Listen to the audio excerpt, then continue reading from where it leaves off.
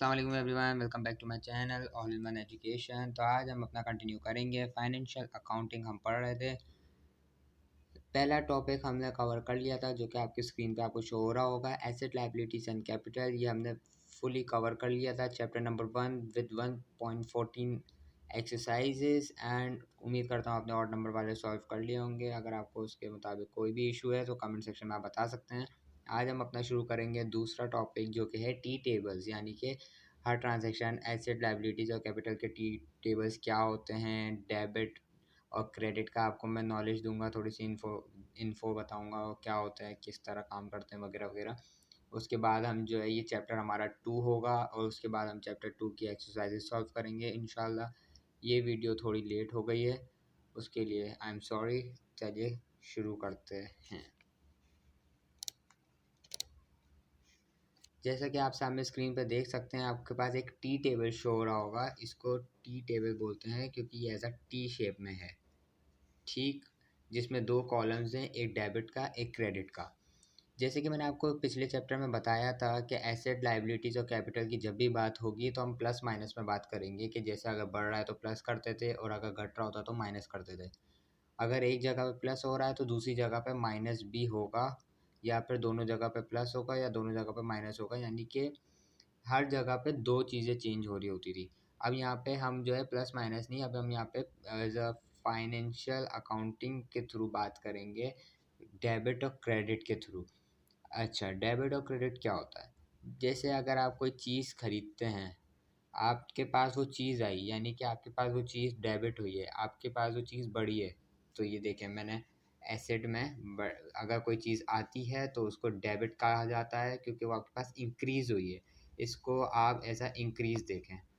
और उसके बदले में आपने क्या एसेट दिया है, उसके बदले में आपने उसको पैसे दिए होंगे, चेक दिया होगा, कुछ तो दिया होगा पैसे।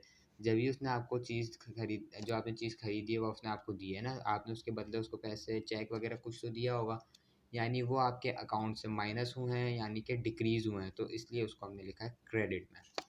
तो डेबिट और क्रेडिट का ये चक्कर है। जैसे एसेट, लायबिलिटीज़, कैपिटल, हर इन चीज़ों के 2 पहलू होते हैं। अगर कहीं से जा रहा है तो कहीं से आ रहा भी होगा, और अगर कहीं से आ रहा है तो कहीं से जा रहा भी होगा। ये चीज़ें हम रिकॉर्ड करते हैं। एसेट में अगर हमारे पास कोई चीज़ आ रही होती है तो हम उसको बोलते हैं डेबिट हो रही है, और अगर कोई चीज़ एसेट जा रही होती है या पैसे, चेक वगैरह, तो हम उसको बोलते हैं क्रेडिट हो रही होती है। यानी कि हम आगे जाके बैलेंस और बैलेंस शीट, ट्रायल बैलेंस वगैरह जब हम इस्तेमाल करेंगे, उसमें हमें इन चीज़ का ख़्याल रखना पड़ता है। जब हम आगे जाके जर्नल एंट्रीज़ बनाएँगे उसमें हमें ख़्याल रखना पड़ता है कि अगर कोई एसेट आया है तो उसको डेबिट में लिखना है या क्रेडिट में लिखना है, ताकि आपका एंड में जो हिसाब किताब है बैलेंस शीट का वो बिल्कुल इक्वल आए। अगर आपने डेबिट और क्रेडिट में गड़बड़ कर दी तो आपका इक्वल नहीं आता ट्रायल बैलेंस में, ठीक। ये आपका था एसेट। इसी के जैसे एसेट का बिल्कुल उलट होता है हमारे पास लायबिलिटी, क्योंकि हमें पता है लायबिलिटी होता है हमारा कर्ज़। जब हम कर्ज़ लेते हैं तो वो हमारा बढ़ता रहता है कर्ज़, जब तक हम उसको चुकाते नहीं हैं।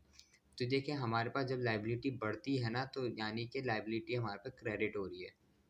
तो जब किसी चीज़ से उधार लेते हैं तो आपने देखा होगा सेंटेंस में भी लिखा हुआ आता है कि ऑन क्रेडिट, के ही buy something from that person on credit.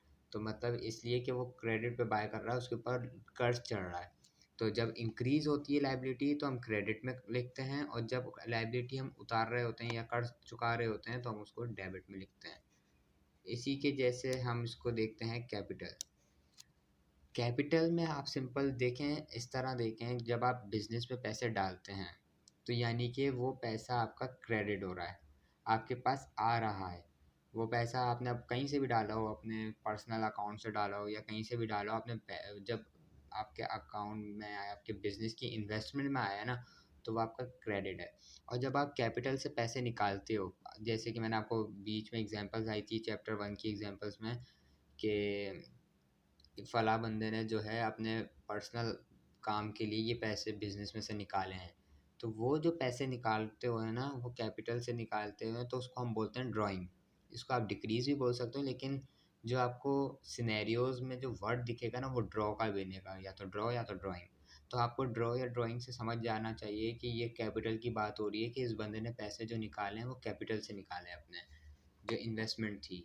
तो जब हम पैसे निकालते हैं तो यानी डिक्रीज़ हो रहा है, और जब डिक्रीज़ होता है तो हम उसको डेबिट बोलते हैं, कैपिटल में हम इंक्रीज़ को क्रेडिट बोलते हैं। ये कुछ 3 टी टेबल्स थे जो कि बेसिक टी टेबल्स थे, क्योंकि चैप्टर 2 में यही इस्तेमाल होने हैं। तो मैंने आपको ये तीनों बेसिक टी टेबल्स समझा दिए हैं। ये आपको याद रखने होंगे। आपको ध्यान में रखना होगा कि कब डेबिट होता है तो इंक्रीज़ होता है, कब क्रेडिट होता है तो डिक्रीज़ होता है। इसके अलावा और भी टी टेबल्स होते हैं, जैसे कि आपके पास एक्सपेंस का होता है, सेल्स का होता है, परचेज़ का होता है। तो ये सारी चीज़ें अभी जैसे-जैसे वक़्त आगे बढ़ेगा, हमारा सिलेबस आगे बढ़ेगा, हम उसको वो भी कवर करेंगे। तो बेसिक आज का कॉन्सेप्ट बस इतना ही था कि आपको एसेट लायबिलिटीज़ और कैपिटल के टी टेबल और डेबिट क्रेडिट का चक्कर समझाया जाए। अब हम इसके जब एक्सरसाइजेस सॉल्व करेंगे ये और अच्छे तरीके से आपको क्लियर हो जाएगा। चैप्टर 2 हम शुरू करेंगे, उसके एक्सरसाइजेस हम डायरेक्ट देखेंगे, वही वही स्ट्रेटजी हम रखेंगे। इवन नंबर वाले हम सॉल्व करेंगे और ऑड नंबर वाले आप खुद से ट्राई करेंगे। तो इंशाल्लाह वो वीडियोस भी बहुत जल्दी आएंगी। तब तक के लिए अपना ख्याल रखें, चैनल को सब्सक्राइब करें, वीडियो को लाइक करें, बेल आइकन को हिट करें, ताकि आप जब वो वीडियो आए तो आपको नोटिफिकेशन आ जाए। तब तक के लिए अल्लाह हाफ़िज़।